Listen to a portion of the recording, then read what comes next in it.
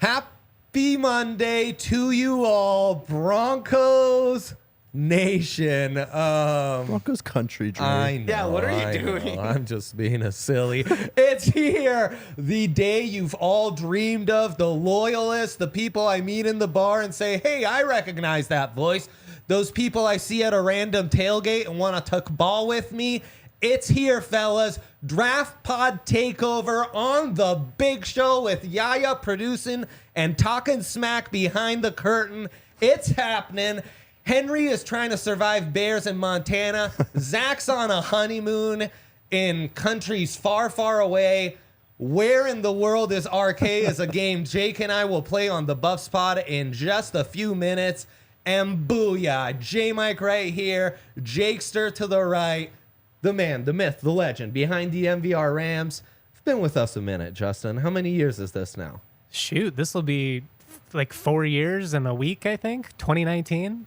See, if we go back to 2016 when I interned technically the first time, that'd be like 7 years. But it's like a wonky relationship where you dated and then we had a break and then we came back together. We had a break. Let's call it his Elway season at DNVR. J-Mike always dialed in on all things football, especially here in the Rocky Mountain region.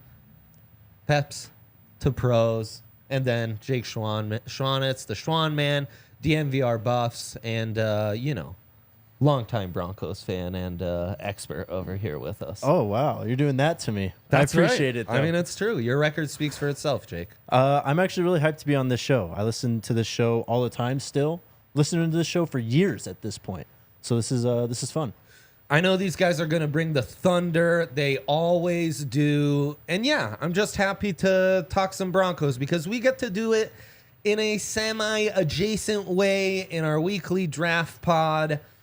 But here, we get to really talk Broncos. And it's 40 days until week 0 college football starts. The Broncos, for the first time in 3 years, will have a first-round pick, which changes our lives and the way we look at things. And camp is upon us just around the corner. I mean, the second Zach's honeymoon ends, booyah, it's here. So with that, we're going to get into all things team building, Broncos needs, what we're most excited about with Sean Payton and this new era of Broncos football. And let's start there. J-Mike, big moves on the offensive line. This defense was awesome. We see Vance Joseph come back. There's some young players we're intrigued by. We're always intrigued by young players. That's kind of our... It's kind of our thing. Yeah, it's kind of on brand. So there's a lot to pick from. What are you really most excited about coming into this camp for the Broncos in preseason? I'm glad to finally have a captain at the ship that we trust. I mean, last year was it was a disaster. So much so that we had the second coach fired before at the end of their season since like 1990. I mean, yeah. It was brutal. But now you bring in Sean Payton, a guy who brought stability to New Orleans, whose offense has finished in the top 10 in scoring 12 out of 15 years, whose passing offense finished in the top 15 12 out of 15 years. I mean, that's a good comment. Sorry. Yeah, I love that comment. Way to go, Brandon. Way to go. But yeah, man, I mean, you have a guy who elevates quarterbacks. It's what he's done. He brings creativity. He's going to be able to take advantage of all these weapons they have at the skill position, who are finally, knock on wood, going to be healthy. I mean, when was the last time we saw Tim Patrick and Javonte and Cortland out there for like a month straight together? Has that ever happened? Or a deep tight end room you feel good about, or like both offensive tackles feeling like they're not complete liabilities, you know? But it does all come back to Sean Payton, and it's the responsible guy at the helm, and it's that merger of like old school smash mouth Parcellsian football and that creativity as a play caller where he can bring tempo, he can insert guys like Alvin Kamara, he can adapt to all sorts of different quarterbacks and make things happen that way. Well, I'm glad you brought up Parcells because I was just kind of interested. We did the TDSP a couple weeks ago, and AJ really pushed back on me on my excitement about Sean Payton. I was like, am I wrong? So I went back and I was really diving into some of the numbers and stuff. And yeah, there was a 3-year stretch where they finished 7-9, 3 straight years. But for the most part, man, this guy is worth it. And He's one of 5 coaches since 1970 to be traded with a first-round pick involved. 3 out of the first 4 won a Super Bowl within the first 3 years. 3 out of the first 4 had winning seasons in their first season. This doesn't happen very often. Like, who's on that list? I know Gruden's one. Gruden is one. Don Shula from the Colts to the Dolphins. Belichick from the Jets to the Pats. You mentioned Gruden. And then the 4th coach traded was Parcells when he went to the Jets. And they had a winning season in his first year. They didn't win a Super Bowl, but he drastically turned things around. So, I mean, you bet. That's pretty good company to be in the conversation with. And I want to shout out Grant Gordon of NFL.com. He did a sweet article that mentioned this a couple weeks ago. That is great. No, I mean, I think that's the funny thing going into this offseason. Why I wanted to start this way is it's been, a minute since there was this little excitement, at least for someone like me, kind of looking at things a bit from the exterior and not hosting a daily pod like, the regular crew does. And while Brandon's comment is funny, I assure you all those boys are coming back. They're still cashing checks from DNVR as we speak. But there is this thing where it's been like so many off seasons in a row of us selling ourselves on the Broncos being good that now there actually is someone with a resume that makes you feel like, no, I actually think it's reasonable for them to expect them to be good again and be like 500 at least. And yet I think we've had so many seasons of selling ourselves on like, no, Case Keenum's going to be 9-7 and like Teddy's taking us to a 10-win season that now we're kind of like, it's like, shit, I can't do this again. You have a grown-up in the room. You also have just an extremely bright and innovative offensive mind. That's what I'm most excited about, just watching the plays he's going to design. Getting these receivers running open and just, that moment when you see the ball floating in the air and there's no one around, a Jerry Jeudy or Tim Patrick or someone. Yeah. That's what we've been missing. That's what I'm most excited for. For sure, man. I mean, what he was doing with like a beat-up Drew Brees in those final seasons, I tell you, man, as bad as Russell might have looked at times last year, I don't think he's got way more left in the tank than what Drew was doing in those final seasons, and that offense was still humming. Well, Drew's arm was dead at that point. Right. I don't think you can say that about... You can't even get close to saying that about Russ yet. I mean, there's plenty of things that you can ding him for, but it's not going to be the arm strength. Yeah, I mean, he was still airing it out last year. Let's just hope that we connect a bit more on those. And Jerry Jeudy finally delivers what we were promised a few years ago. I wouldn't be surprised if that's what you go with. The Jeudy breakout, did I guess it? Yeah. Well, let's talk about it. Let's do it. I mean, man, this was my favorite Broncos draft pick probably since DT. Jerry Jeudy was just so special in college. And I think that it's tough because obviously he hasn't really delivered on that draft status yet. But obviously the situation just hasn't been great, and I just can't help but feel like this guy's absolutely primed to break out, and we're going to see it sooner rather than later. He's just too athletic, too good at running routes, too fast to not be good in this league. Is there a way you kind of envision Sean Payton like using him? Is there something where you're like, oh, Jerry in the slot just cooking guys on some, I don't know, some trips action to the far side? I'm just interested to see like the lineups they roll out, how they align them all, really how they design them to get open. I mean, Jerry's so unique that, he's got the shiftiness and the route running ability, the release ability. You can split him out at X and have him work the solo side, or if you want to just create mayhem, put him in the middle of a bunch or middle of trips, design him wide open, and hopefully you get him on the run, and we're having a big play here. Yeah, I mean, you watched him a lot at Bama.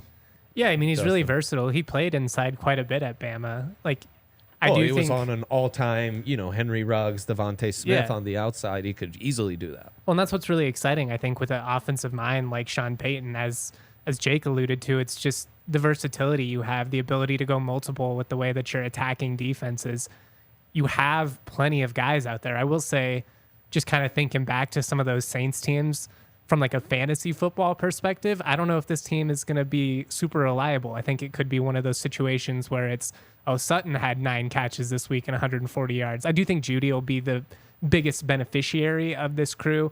one, just hopefully having more stability at quarterback, which is something he's yet to have in a Broncos uniform. But Right. two, Play just caller and quarterback. yeah.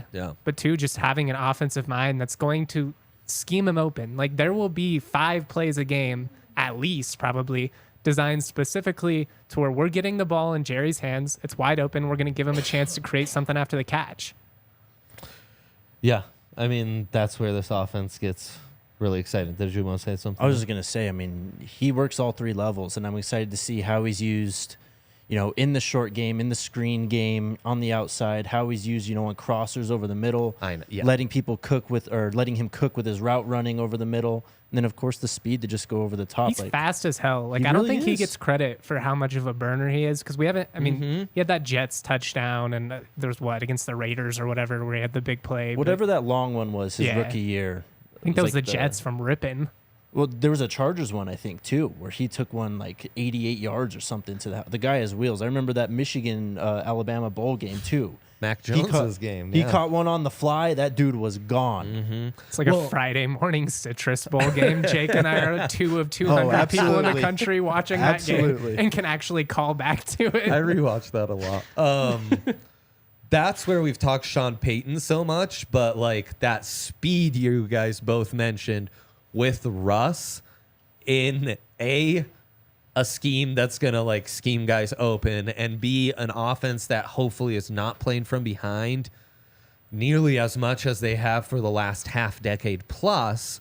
That's where Jerry and Russ should really be cooking and have an elite connection.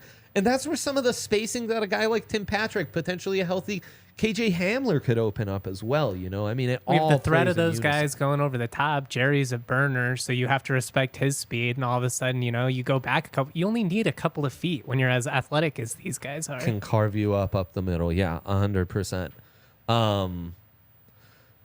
I mean, I'm going to end up being redundant. I could have gone, you know, a slight alternative of Jerry Jeudy, which is PS2, another former first rounder out of Bama, and the breakout that I expect from him in this Vance Joseph defense, in an offense that I think will be, I mean, in a defense that I think will be able to play on schedule a little more and not, you know, again, have to kind Chasing of, their own tail. yeah, exactly. But I'm ultimately really excited about Sean Payton and real smash mouth Broncos football. Like Hell my yeah. entire life, we've always kind of been a finesse offense. You know, which like, hey, I've seen some of the greatest offenses in Broncos history as a Broncos fan. So I'm not complaining here, right? But, you know, especially with Mike Shanahan and the zone blocking, we're kind of zigging while everyone else is zagging and going more finesse and movement up front, right? Even though it is like a run-first offense and there's an identity to it. And then obviously with Peyton, it's more of a spread, tempo, shotgun, pistol even, quick hitter. And, I mean, the offense just hasn't been an identity and just kind of been Garbo the last several years, honestly, anyways. And this is an AFC-wide thing, right? Like the Bills, the Chiefs, all the great AFC offenses. You might have had the Titans. They have some real smash mouth to them. Belichick with the Patriots, they've definitely had some iterations of that offense that's back to those Parcells roots, the same roots that Sean Payton has. But, you know, Sean Payton, the fact that you need to protect the veteran quarterback, all the additions they've made on the offensive line, McGlinchey, Ben Powers really feed into that. If you get McGlinchey just... you figure out why he was struggling so much on his anchor in pass pro. That's the thing where you rewatch that Niners tape from last season, and it's like, what's going on? Obviously, as a 6'9" offensive tackle, he just looked a little lighter. I think with a little more weight, that should pick up, and he was a much more dominant offensive lineman in a couple seasons prior. What that could do to Bulls, what it could do to the emergence of Quinn Meinerz, what it could do to Lloyd Cushenberry, a guy we loved coming out of college. I don't want to put words in your mouth, but I came back from Mobile like, this guy's a stud, you know, captain, wears the number 18 jersey that LSU's revered like for the high character, basically captain of that all-time LSU team, Justin Jefferson, Joe Burrow, Clyde Edwards-Helaire, Jamar Chase. He was that dude, graduates early as a junior so he can still attend the Senior Bowl. Joe Brady is his offensive coordinator, one of the brightest minds in football at the time. Well, he's a Sean Payton disciple. So what could it do for Cush to be reunited with the disciple of the OC who really turned his career around? And just generally speaking, an offensive identity that's like something we haven't seen for the Broncos, man, in forever, with this two-headed monster of Javonte and, Samaje, obviously, this tight end room that I think will allow you to play some, have one of those guys in the backfield as an H-back, another one lined up in line, maybe one flexed out. Like, you can have plenty of 3 tight end sets that look more like 2-back, 2 tight end, or you can mix and match. You have a real fullback. That's what I'm excited for, man. Yeah, it's just like we said, going back to being multiple. And I think the big benefit with a guy like Sean Payton is you're going to see some of the best of the old school and new school. Like, he did work under Parcells. Yes. He's going to have some of that old school approach, but he's also going to open things up. He's going to attack you vertically. And I just think he's a guy that kind of soaks it all in. Like, he's just one of those football savants. I mean, Belichick, Nick Saban, I don't want to put him quite on that par, but like, bringing up those coaches, those are great examples of guys who 10, 15 years ago, they wanted to run the ball as much as they possibly could. And really, at their core, they still want to, but they realize, there's a ceiling playing this way. We've got to open it up. And that's the beauty of a guy like Sean Payton, is he still has the value of everything he learned from working with these great old school coaches, but he's had success with the modern approach. And I think he's one of the more brilliant guys in all of football. I really do. Yeah, I think you go back to, what he did with Drew Brees was obviously impressive. It set records. But I always loved, thinking about and watching those games where, Teddy was in there. That Rams game they won, I think, on the road a few years ago when Drew Brees just got hurt with that hand injury. And just how he utilized Kamara and used the balance of the run game and changed really his entire passing game to fit his quarterback after an injury in game to pull out that win. It's just pretty amazing. It comes so easy to him, honestly. And he seems to nail, tendencies, the perfect time for, I don't want to say trick plays, but his haymaker plays. He knows when the perfect time is for those. He doesn't just throw them out there and go, well, that's it. No, this guy is out there to solve problems offensively on a down-in, down-out basis. 100%. I'm just excited for this offense to come to Arrowhead and just pound the ball down those defenses' throats. Well, especially after what you saw late from Russ, where it does inspire some hope that, this maybe is salvageable. I don't know if Russ is going to live up to the hype that myself included bought into when the trade initially happened, but I don't know. I mean, we saw a little bit late there in those last couple games. The Chiefs game especially was a lot of fun. And you got to think, with just some competent coaching, improved O-line play, a healthy running back, your defense, I guess we'll see. I mean, I do think that at some point we're just kind of expecting the defense to be good year in and year out, and they're kind of due for maybe a little bit of a down year. But this is the best I felt going into a season in quite some time. Oh, same. And that marriage again of the Payton offense with Russ, if you do have that identity, what Russ can do playing off that run game in that, boot, play action type stuff and get back to bombing it deep, which he's always been good at, So yeah, I'm hyped. Speaking of bombing it deep, golf tourney this week at DNVR going to be off the chains. Expect lots of pins and aces gear to be out and about in this one. Yeah, man. Pins and Aces, the official golf apparel partner of ALLCITY and DNVR. We love our Pins and Aces. Can't get enough compliments when we're wearing them. They're family-owned golf and apparel business based right here in Colorado. They make amazing polos, hats, golf bags, everything in between, including an innovative beer sleeve. Guys, you can fit 7 beers in there. Keep them cold the entire round. Now, I would recommend you share them if you're taking 7 beers with you. It could be a long day. Pace yourself. But we love Pins and Aces. We know you will too. Check out pinsandaces.com. Use that code DNVR. Get 15% off your first order and free shipping. That is pinsandaces.com. Yes, and if you've been at the bar on a night where Volo Sports is here, boy, you have been like me, simply in amazement of all the fun that these guys have, all the teams and leagues that they have together. They have stuff going on at the bar, different, they're doing like stops after some of the leagues. Right now, we've got pickleball in the mix. Some of our crew are in on the kickball league, which I will be attending here soon. It's super fun. It's just, like community leagues from around the area. You get together, you put a team together, you join a team. It's like recess for adults, man. Dude, it really is. That's a great way to describe it. With all the implications that come with that. Yeah. Lots of people just having fun, running around the bases with maybe a cold one in hand. Everything I see and hear from Volo has just been amazing. When you sign up for leagues, use that code DNVR10 so they know that we sent you. The DNVR crew is playing in the Cherry Creek Bowling League on Mondays.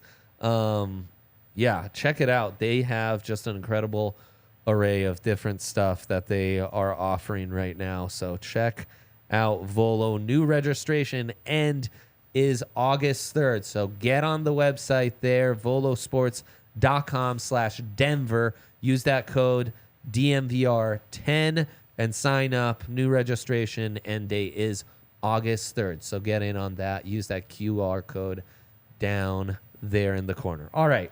Do it in your cool. Peer pressure, just like recess. There you go. Exactly. My favorite class. Was it? Of course it was. Yeah. It's the only one Jake succeeded in. Favorite. It is what it is. Oh, poor No, Jake is smart. I'm kidding. It's a clean writer. What was your favorite recess sport? Oh, football. Oh, wow. Of course. You guys did football at recess, huh? I grew up in Italy, so that's why. Oh, hell maybe yeah. This is common. I don't know. In elementary school, we had a massive field. I mean, this thing was wider than a football field, longer than a football field. There'd be so many games going on. It was amazing. Love this. Yeah. I was a big Batman guy. I don't think they play that at American Recess. Dang. Wow, that's crazy. We definitely didn't play You can't American give football. a bunch of kids hyped up on sugar weaponry. They're gonna smack the hell out of each other. No racket budget. Wow, that's amazing. Okay. We're going to get into it. Going into camp with Sean Payton, new team. Big, and we are draft guys, right? So we're already looking forward. We've got our little boards for 2024. Guys, we're watching.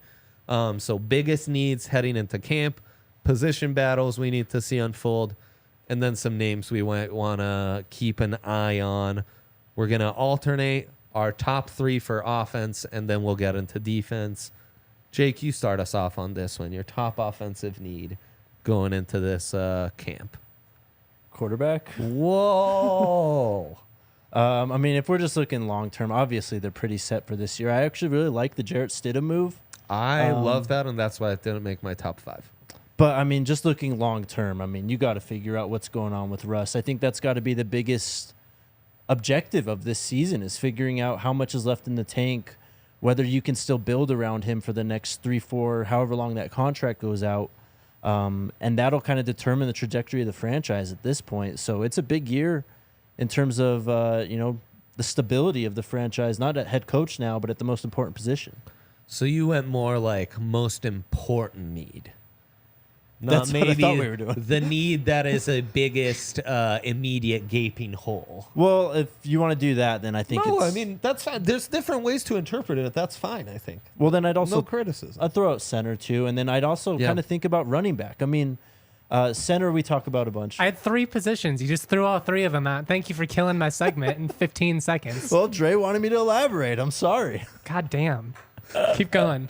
Real quick on running back, though. We talk about this on the draft pod a lot. We've been talking about it for 3 years. When are we going to get a competent, actual pass-catching weapon out of the backfield that can just help make this offense even more versatile? Sean Payton's done it with Sproles. He did it with Kamara. Do you have a name you like? I'm sorry? Do you have a name you like in college in terms of... In this draft? Yeah. Yeah, it's an interesting class. Maybe Will Shipley out of Clemson, the most interesting, gadget running back with Right. some size in this class. Yeah, he's interesting. I'll throw out, Donovan Edwards, too. He played with a broken hand last year. Wasn't really able to do a lot of that other stuff. But he is so fast. Had 2 80-yard touchdowns against Ohio State. Yeah, Michigan guy. Yeah, big one. Yeah. I'll throw out Devin Neal of Kansas. He started as a Ooh. sophomore this past year. Really explosive. He's kind of a bowling ball, like 5'11", 210 or something like that. I really like his hands. I think he's a home run hitter when he gets the ball in the open field. But if we're just throwing kind of some 2024 guys to keep an eye on, and you got to remember, we think the Broncos are going to be much improved. So like if we're throwing running backs out or quarterbacks, for instance, Caleb Williams, Drake May, they're not going to be in that position. Right. Quarterback could be more J.J. McCarthy out of Michigan, who's There's like Devin intriguing, Leary at dual Kentucky. threat. Yeah, Michael how fun would Michael Penix, former Indiana, really great at Washington last season. That might make be Peyton's under head Sean explode, though, because it's like Taysom Hill and Drew Brees had a baby. Get the best of both worlds. Sounds amazing. Oh, it'd be great. Sounds incredible. That guy throws dots, man. So you've got some names for sure at quarterback, and running back's an interesting class. Maybe not like some true consensus top dogs, but a lot of guys in the mix. I'm forgetting who the FSU kid is. Trey Benson? Benson, thank you. He's kind of a dual threat people are high Yeah. on. That Florida State offense in general is going to be really It's gonna intriguing be because they have intriguing. a ton of veterans. Jordan Yeah. Travis is like a 6-year guy at Mm-hmm. QB. Even those receivers, they've kind of been through it. It feels like they're destined for that breakout year in the ACC. They are a favorite, so it's not like I'm giving you a Right? No, deep pick here or anything. they were but- down, though. They're back. I'll throw out Travion Henderson, too, running back out of Ohio State. You talk about wheels. This guy has it. He was hurt last year, didn't play a bunch. But he could absolutely play himself out of the Broncos' range, in the first round and end up going, I don't know, top 20, top 25. But I think there's a chance he's around there, 35, 40, 45-ish, and could be a nice day 2 pick if you want to trade back or something. Yeah, lots of options at running back. It's a fun class. Definitely plenty of dudes to tune into on Saturdays. Justin, you can give me your top 3 needs if you want. Well, we've kind of covered them On all, offense. but I put center just because while I do think Sean Payton coming into the picture is good for Cush, and obviously they drafted Forsyth, I don't feel like either of those feel very stable going into the season, and it's kind of prove it for either of those guys. Prospect-wise, there's a couple dudes. I really like Cedric Van Pran out of Georgia, who's he's still raw. Like you see him whiff every now and then. His hands need to get better, but when you see his feet at that size, like I just think he has the potential to be a stud, and he's really great in pass pro. Like he's the rare center where I feel like he needs to improve in run blocking, but he's a stud in pass pro. But it's going to be his 3rd year starting for the Bulldogs. I love the system that he's coming out of, and he just feels, frankly, a lot how I felt about Cushenberry coming out, but sometimes it doesn't pan out. No, for sure. And I think a bit more of a tone setter. And I agree with you. Center's my top need as well going in because, what we've seen in the NFL from Cush hasn't been awesome. And that's kind of a more at-large need thing going into this camp is when will this pass protection finally be figured out? Because for season after season, I'm just seeing blitzers and pass rushers run unblocked. Like, just there being no communication between center. The amount of linebackers that have quarterback. gone untouched at the QB It's in the last insane. 3 years, it's like, am I watching a 4th grade football team? This is basic stuff. It's insane. And it's different quarterbacks, different play callers, different centers. And the same stuff is happening over and over of no communication, guys not knowing who to block, and dudes just going unblocked and getting to the quarterback. You got to figure that out first and foremost. Nothing infuriates a coach more than just right up the gut. Like, if you get toasted on it's an the edge, worst. a Bosa toasts you around the edge, that happens. But up the middle, like, that should never happen. It's a play caller's nightmare. It's Completely, you it have zero kills chance a of offensive drive. success Yes, at that point. absolutely. Who's your second need then? I put offensive tackle just because, I do think you feel better, especially after bringing in McGlinchey. long term, what's it going to be like with him and Bowles? You got to decide if you're going to re-sign him. Yep. I just think you're kind of in a prove it year for both of these guys, where if it works really well, you probably make the financial commitment and try and roll with these guys for a couple more years. And if it's not quite there, like I could definitely see that being, particularly if you're, like a third in the AFC West type team, just above 500, picking in the low 20s or something like that. Like that's prime offensive tackle range. Yeah, it really is. Guys like Joe Alt out of Notre Dame, intriguing. And Latham out of Bama, he started as a true freshman at right tackle last year, but I do think he has the body to be an NFL left tackle. Obviously, making that transition is tough, but 100%. His raw tools are absurd.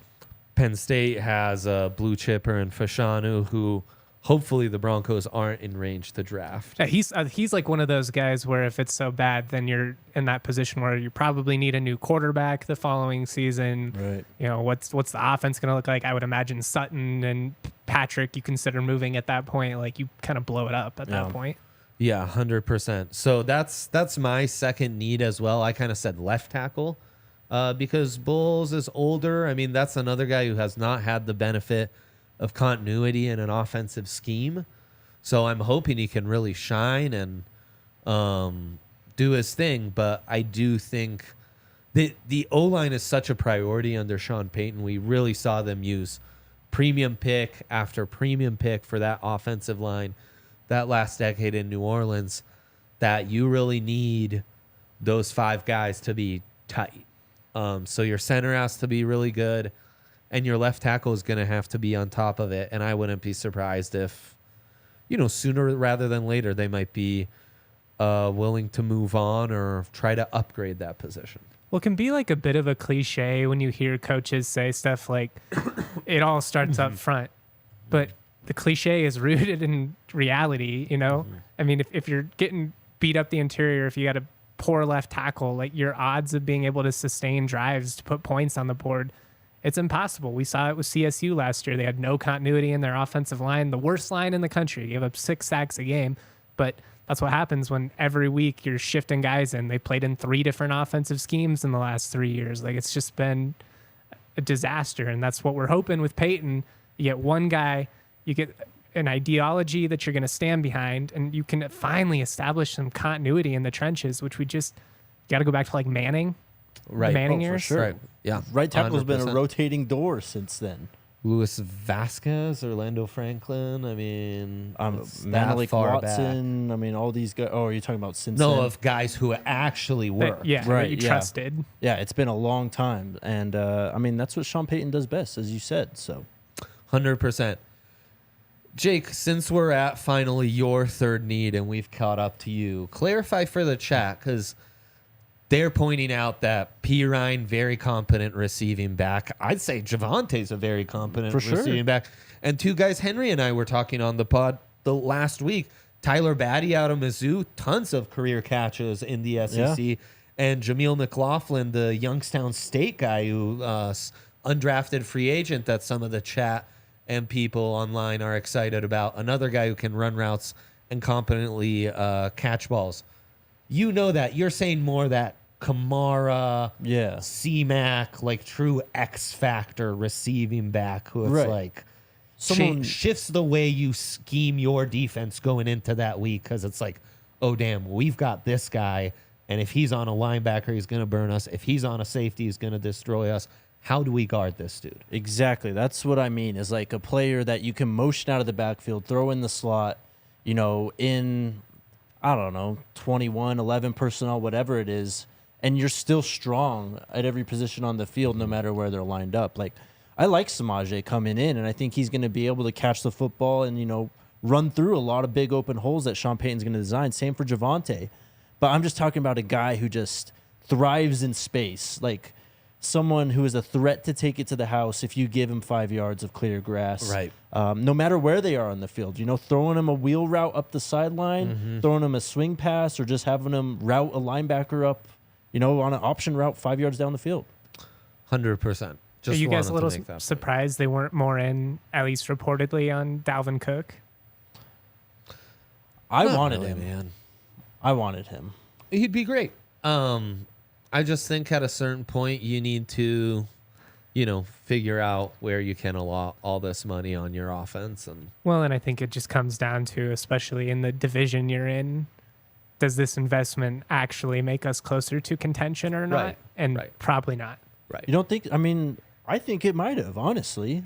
I mean, we already talked a little bit about Russ and the expectations going into this year and what he needs to prove. Why not surround him with another dynamic weapon who's one of the best in the league at his position? It only helped. Is he still dynamic? He run for over 1,000 last year, didn't he? No, I mean, anytime I put on the Vikings, it's like, oh man, how do they get all these great skill players? I know. We struggle. But you're paying Patrick Sutton a lot at wide receiver. You're paying the O-line a lot right now. You're paying your quarterback a lot. You got to figure. I mean, there's going to be. It's the Nuggets dilemma, right? You can't pay everyone. yeah, Mm-hmm. yeah. Yeah. I think that's really what it comes down to. Third need, Justin.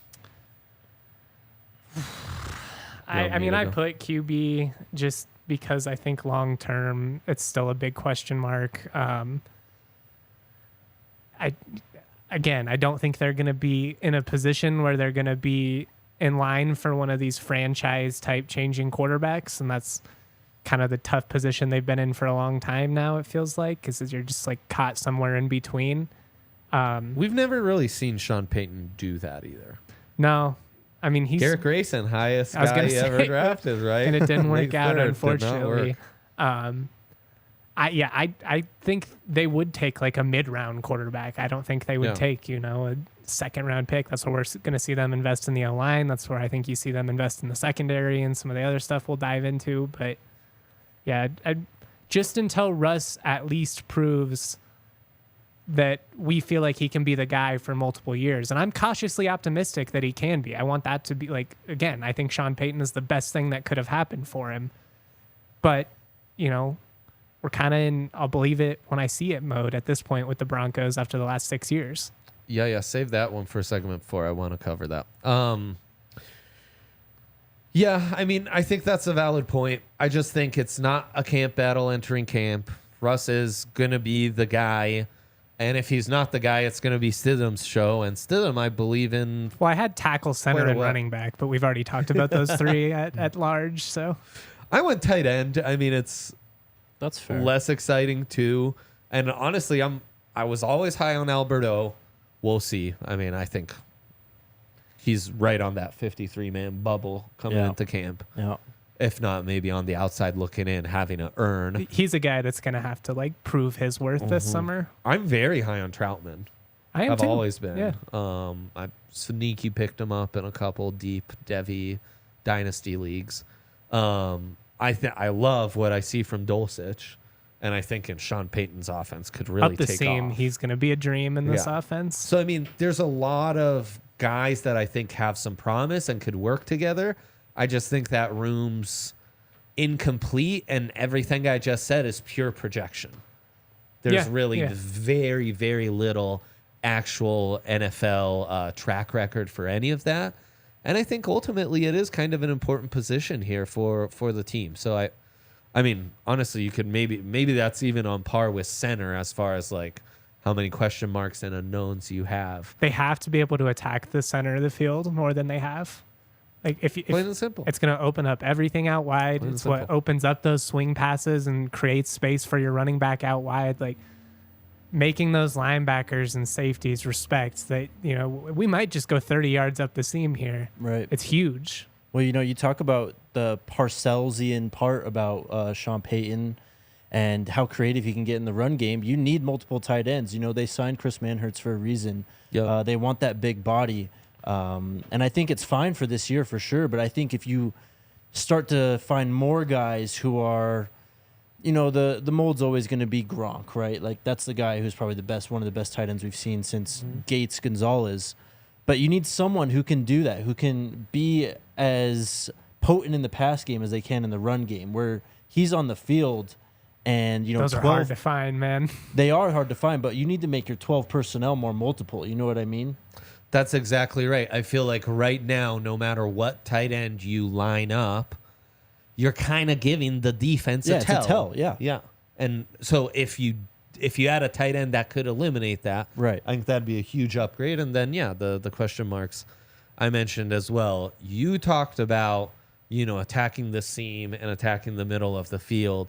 There's nothing worse in the mornings than that high altitude sun smacking you right in the face, right up the seam, Jake, And I have such light sensitivity these days. Thank God for shady rays. Yeah, thank God for shady rays. The sun's been killing me too. We're in here for like, I don't know, 2, 3, 4 hours at a time. You walk outside and it's like, oh my God. So take on the sun with gear built to last at Shady Rays. The independent sunglasses company offers a world-class product, durable frames, extremely clear, polarized optics for all your outdoor adventures. Shady Rays back up every single pair of their sunglasses with their lost and broken replacement. Even if you don't like your pair of Shady Rays for the first 30 days, you can exchange them for any pair that they have in their collection. I mean, you talk about combination of frames and lenses. There's got to be hundreds of combinations that Shady Rays has. You can go to the Park Meadows Mall and shop their entire location, or go online to shadyrays.com. Use the code DNVR. You'll get 50% off 2 or more pairs of polarized sunglasses, and you can try for yourself the shades rated 5 stars by over 250,000 people. Boom. Let me talk to you guys about the one, the only Breckenridge Brewery. Give it to 'em. Guys, there's nothing better than sitting back, having an ice-cold Breck brew in hand. They've been doing it for 33 years. It all comes down to their love and passion for making good beer. Jake's a big sour guy. I am as well. Mountain Beach, so crisp, so sweet, so tart. But I want to talk to you guys about the Palisade Peach Wheat, which, Tell 'em. guys, this is one of those where I brought it to a family barbecue, and I've got a more conservative family. They're turning their nose up, a fruit-flavored beer. They're probably making some offensive assumptions at that point. These are just a bit stereotypical, guys. But one sip of that peach wheat, and it was like they saw the light. They understood exactly what I'm selling here, and it's Breck Brew, baby, and it's the best in the biz. Check out the Breck Beer Locator at breckbrew.com. Find a brew near you. I don't know if that was That just was keep great, moving. man. Just keep I moving love past that. it. I love that. that was And I good. mean, if you can impress them with that, wait till they try that Palisade Peach Breck brew they've got there. That's, Peach wheat, baby. Yeah. All right. Defense. Justin, you start us off here. You can burn all 3. I think corner is still something I would like to see them get a little deeper at. Just DB in general, corner/safety. You don't really know what's going to happen with Kareem Jackson, obviously, after this year. And, I think Stearns has proven to be better as a safety than when we saw him in some corner reps. But just the secondary, I guess, would be my number one. And then nose tackle, man. I just want more beef on that defensive line. You know J.L. Skinner better than most. He's a thumper, man. I'm really intrigued by him. I do think we need to see more in pass coverage, and it's not that he doesn't have the ability, because he's a rangy guy. He's a good athlete. He has good ball skills when the opportunity has been there. But so much of what he did at Boise State was just him coming downhill and being a bull in a china shop, and it was awesome because he was knocking the hell out of some dudes. And it's frustrating as a guy that's watched Boise State beat CSU 12 times in a row. But he's really, really athletic, and I think he brings kind of that Kareem Jackson ability. You just need to see that he has the same ability in pass coverage that Kareem does, because that's where he doesn't get credit with his corner background is, Kareem lays the wood. He gives you that kind of rangy guy in the secondary, can come down, make some plays by the line of scrimmage. He's also solid one-on-one for the most part. Like most receivers, you don't feel bad about Kareem on if he's getting matched up in the slot or something. Yeah, I mean, former corner and high draft pick out of Bama who ran a 4.4. It's just been a long time, you know? It's been a long time. He's not that same guy. But you'd go safety 1, nose tackle 2. Yeah, I mean... Strong safety, that is. Yeah. I mean... Oh, no, you said... He did it to us. Yeah, he went all 3 on us in one. Oh, what a rascal. He really went CB2, strong safety, nose as a throw. Yeah. That's where I'm at. I feel better about linebacker. I think maybe paying Singleton that much is somewhat questionable, but he was great last year, so I'm not going to complain. If Broncos fans aren't drinking the Kool-Aid on Damari Mathis or the other options at cornerback too, like Riley Moss, is there a guy from Patrick Surtain's alma mater who they may be able to drink the Kool-Aid on, if you know what I mean? That was nice, man. Kool-Aid McKinstry is not he's my cornerback one. I just think when you look at his tools and coverage, he's great in the open field, solid tackler, which is big for me just growing up with the Champ Bailey background. Yep. He would be my top choice. I mean, you can throw out like Kalen King of Penn State is a guy that's getting a ton of hype right now. Really solid as well, really physical. Those would probably be my top two. I'm drawing a blank. What's the kid out of Iowa? Is he draft eligible? Shoot. Cooper DeJean. Yeah. Is he? I actually think he I might be. I don't know if he's eligible He or might not. be. He might. next I think he season. might have another year. Yeah. Maybe like coming into the season, not the loaded corner classes we've seen the last two Yeah, drafts. it's a little down. I do think there's potential for some of these guys, especially in the SEC, to break out just because Oh yeah. so many starters moved on from the conference this past year. Yeah. I mean, it's that kind of position, right? But Well, you and the do, COVID you do stuff, need like to all figure these it guys out. had extra eligibility. I think a lot of in NIL, I think players are staying longer in college than they ever have before. Yeah, and maybe later breakouts because of it. And Yeah. we don't have any college nose tackles to look at right now. No.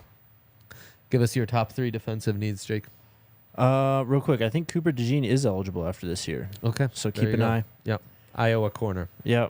I'd probably go group in the secondary as a whole as my first need. I think safety, you need to, I mean, they did draft some guys this year. You know, you got Riley Moss, you got JL Skinner. Yeah. You mentioned JL Skinner in terms of man coverage, and I really, that's something, man, you need to have defensive backs that can cover. You just have to in today's day and age. I mean, you do need your thumpers and stuff, so there's absolutely a role for him on this team, on this defense, not just a special teams player, but just getting more versatile on the back end, you know, getting a true number 2 opposite of PS2 just to shore up the defense. I think that's the biggest question this year. And when you look long term, that's something that you really need to get. Be after. versatile in coverage. Yes. I think you exactly. kind of marry those two concepts. It's important to be good in coverage. It's important to be multiple. You kind of need guys who can do a little bit of everything, right? Right. You can play in man. You are long enough to press. You can play that shallow zone and be twitched up, come up and tackle, come up and make a play on the ball. You can do that cover 3 stuff. You know, you can play off and close that cushion. You know, you need to do a lot of things as an NFL DB. Yep. Like For these- everything we ask them to it's do, insane. it's kind of weird to me that safety kind of gets tossed out there as one of those positions that you can like rest on your laurels on, where it's Right. like, oh, we paid our middle linebacker in our corner. And I know backers are now becoming like the running back where it's just Right. less valued. But I mean, safeties have to do more than anybody on the field at this point. I'll never forget a Will Parks film room I did. Like, he had a great week 17. We had to come in. I think Kareem was out, you know, and I was like, man, is this the breakout? Like, he did all this stuff, played up close to the line. He's covering guys across the field. He's tackling in space. He's playing deep. He makes a great play. Maybe he has like a forced fumble in the end zone. You know, like, it's really an insane game. He's all over. They don't even re-sign him the next year. And it's just kind of like, yeah, like those guys are kind of a dime a dozen. Like, they're good at a lot of things. They're not maybe Well, it's like special they're at looking anything. for the Gronk tight end. Right. Yeah, we all want him. But finding a guy that is as dangerous as a pass catcher as Jimmy Graham and is as lethal as a blocker as an offensive tackle, like those guys don't exactly grow on trees. Right. But I'm right there with you guys in that they have to find guys that at least give you an opportunity to be a little bit more versatile. Like, you're not going to kill it. You know, you're not going to be an all-star at everything, but you can't be a liability at anything. And that's where I feel like Denver's been.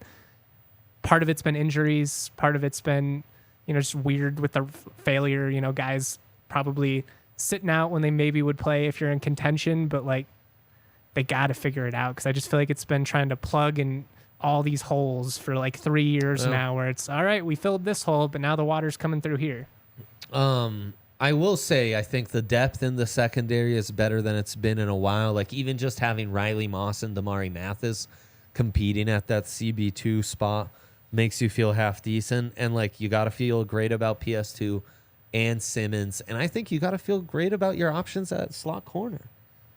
So, 3 of 5 in sub are positions you feel pretty good about. Right.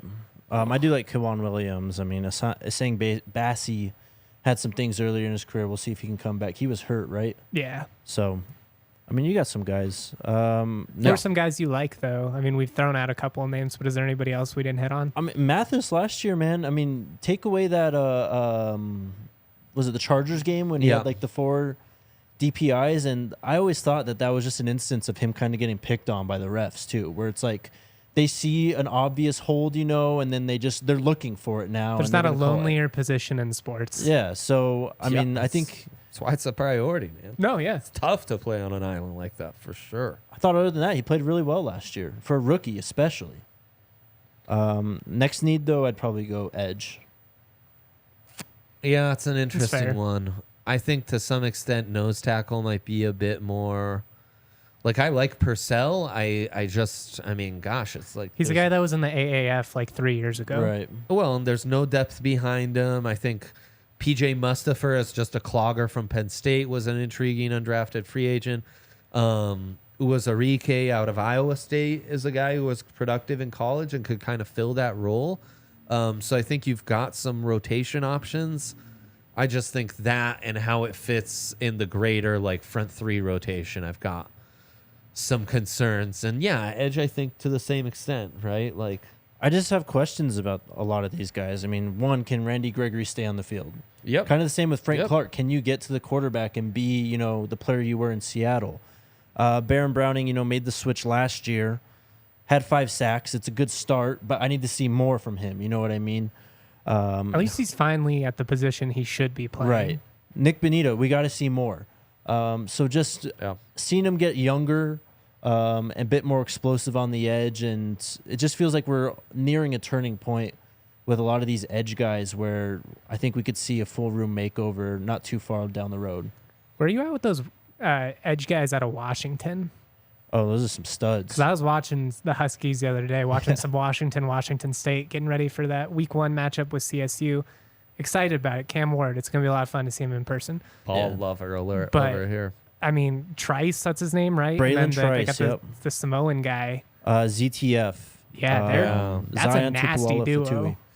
Yeah. Yes, it is. ZTF was a guy who broke out during the COVID year and kind of hasn't had that same type of season, but it feels like Brent Kuthi, the tight end out of Utah, where it's like, if he breaks out, we're our stock is still there. Yeah, we're back. It's appreciated. I think those could be good value guys. I mean, obviously, people are going to look at like a Jared Verse out of Florida State, Dallas Turner out of Bama.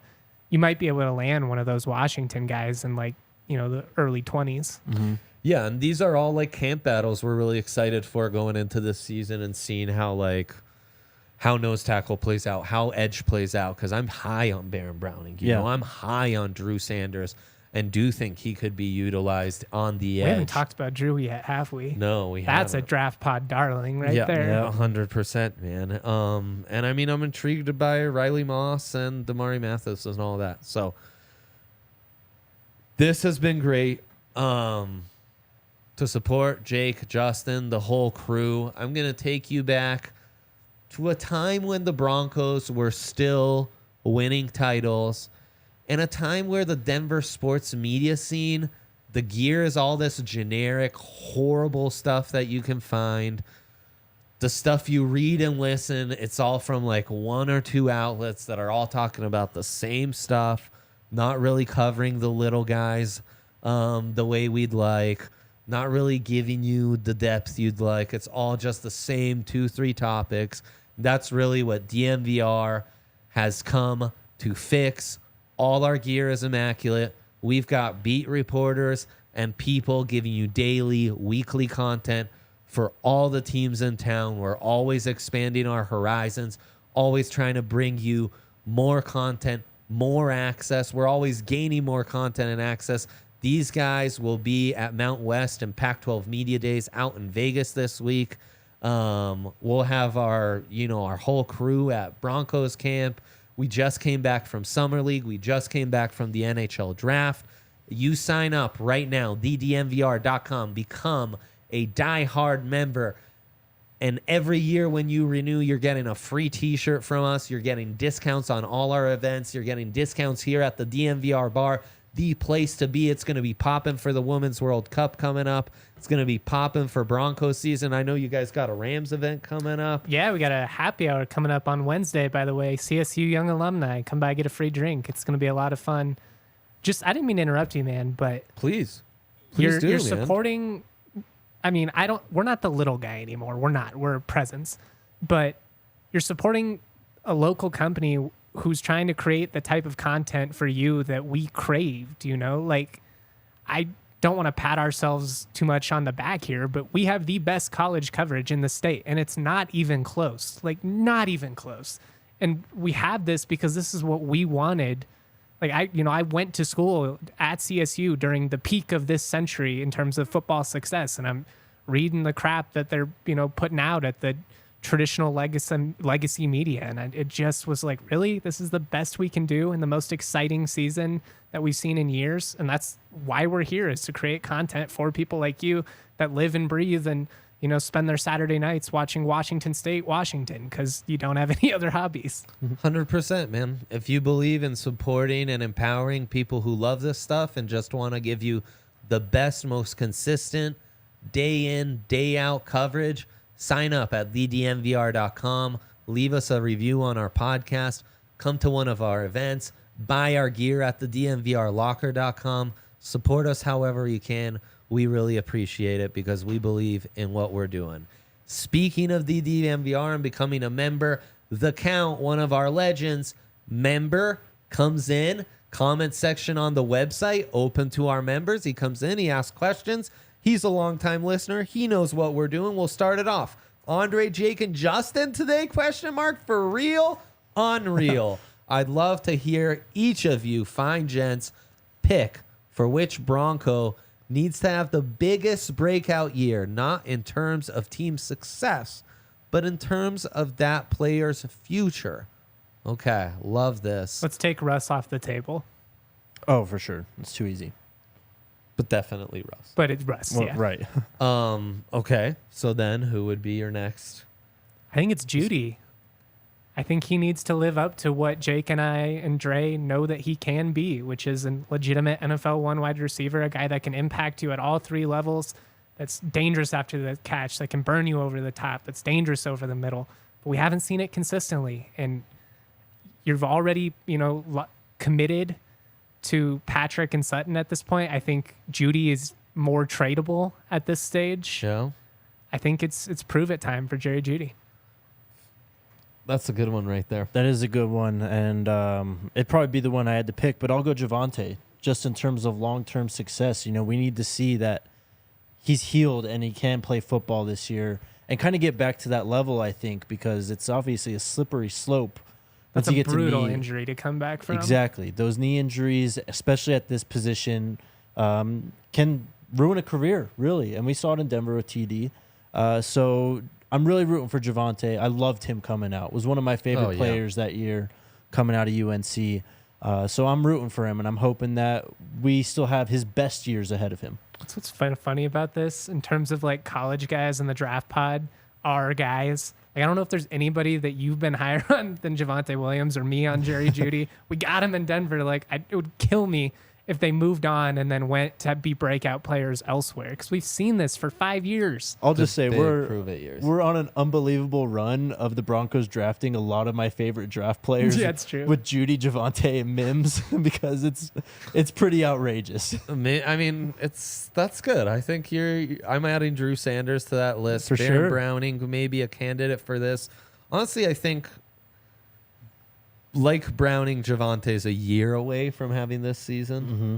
I think similar to who you pointed out, J. Mike, I'm going to go Cortland Sutton. We've seen some promise from Sutton. He's gotten paid. He's a former top 50 pick, like a guy with some real pedigree and skill. And it just hasn't all been put together. And this is really the year he needs to make it or break it. Because he's been his high moments have been really high, and you feel great about the investment. I just think paying both of those receivers was a really interesting decision last year. And obviously, hindsight, all of that stuff. But it puts you in this weird spot now where it's like you probably can't keep all three of them moving forward. So at some point, you're going to move on from one of these guys. Who is it? Yeah, I think Sutton kind of has the biggest prove it for him right now. And I can also see him popping, and that makes him movable, Honestly, Cushenberry's the biggest one on this. Yeah. He's like at Russ's level. Yeah, I mean, this is his make or break season for him to be a starter in this league.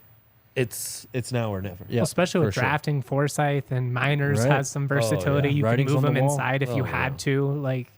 It's now or they never. won't just accept it because he's who we got. Yeah. Another one from the count. You have one chance to really wow someone with so you can do cook. Okay. Something you can do. Okay, with something you can do, cook, play, etc. What skill would you show off? Also, gone are the days when people commented on Zach's laugh, but I urge everyone to take a deep dive with the Hanksters chortle because it's unique and awesome. That's great. We will do some deep film study on that. I encourage you all to do that. Okay, if you have a chance to really wow or impress someone, what's your go-to skill? Leave us a like, would you? You putting me on the spot first? Yeah. Oh, man, I don't know. Unless Yaya and Justin can come in and save you. I'll start you off. I just simply speak Italian. I think that's about the best I could do. I might also make you an espresso, and I could cook you pasta. All right. It's about what I do to impress you. Yeah.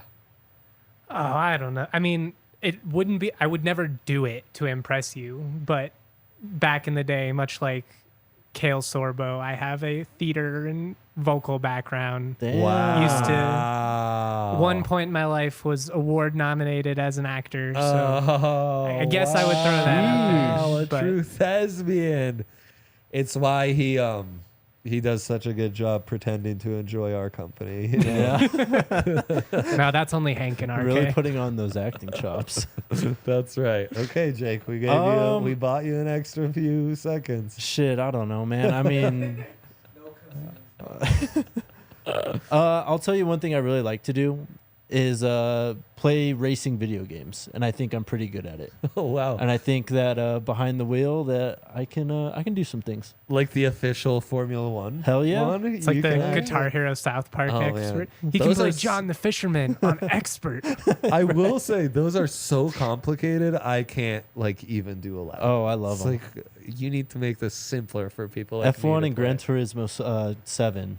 I crush it. Do you have a No, it's on the list. a man. rig? Is that what it's Yep, called? a sim rig. Do I you need have to- a it's- sim rig. It's been on my wish list for a few years. The full Make a Formula One GoFundMe for your. sim? No joke. I want to stream that shit at some point. Hey, we're ready when the for new it. NCAA football video game comes absolutely. out, we will find a way to stream. Absolutely. We'll do tournaments in the bar. I don't know what we're gonna do yet, but it's gonna be epic. For sure. Do we have any more questions? Yeah, do you want to chime in? I was just gonna laugh and say Jake's gonna do that same thing for the NCAA tournament. And he's gonna just get knocked out in that sim rig, which would be hilarious. That you're gonna get knocked out on the sim rig. Yeah, not a believer, a hater. No, man. Unsurprising to everyone. Yeah, bring that question I told you to save from earlier up. So from Lit Aran Man 34. Think Javonte will be on a play count coming off that injury. Hank and I were kind of talking about this. So Wait, real quick. It's LTIR Ran Man. So it's Rantanen. Okay. Thank you. And I expect Javonte's touches to be maybe not limited, but a little less high impact, but maybe at more important times. Mm-hmm. So, maybe more 15 touches, but not between the tackles, give him some more touches in space, manufacture stuff like that. And first half of the season, try to lighten the load on him. That's what I see. Yeah, I don't think it's gonna be like a true hard pitch count in baseball. You see sometimes where a guy's coming back from Tommy John and he's throwing 75 pitches tonight. I don't care where in the at bat it is. At that 75 pitch, you're done. I don't foresee it being something like that.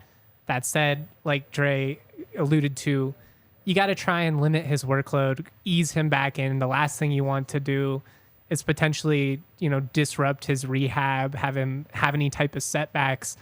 You need a healthy Javante in December much more than you need him in September. 100%. You brought in P. Ryan. Like, just be smart about it. That's where it makes all the difference. I think you just look at Sean Payton's history in New Orleans and how they use the position.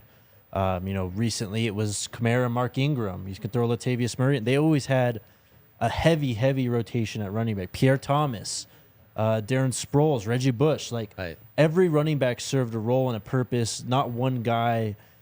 They were having them do multiple things, but it's not like the bell cow exactly. approach, though, where They didn't have a guy 35 out there. touches today. Right. They didn't have a guy out there for 55 snaps a game, basically. And you shouldn't. You can't be effective at that rate. Right. So, And as Cody says, Samaje can handle that workload. For sure. Especially between the tackles. They signed That's him for why- a reason. Exactly. So, yeah, that's what I kind of envision. I think we're all on the same page there. yeah. Man, this has been a blast. Thank you, fellas. Thank you all for tuning in, for lighting up the comments and all the thumbs up. Really appreciate Shout the out love. Cody, really active. Yes, Yep. big time. Shout out Cody, the count, all of you. Mad love. Have a great week. Have a great Monday. DNVR Broncos will be back tomorrow. See ya.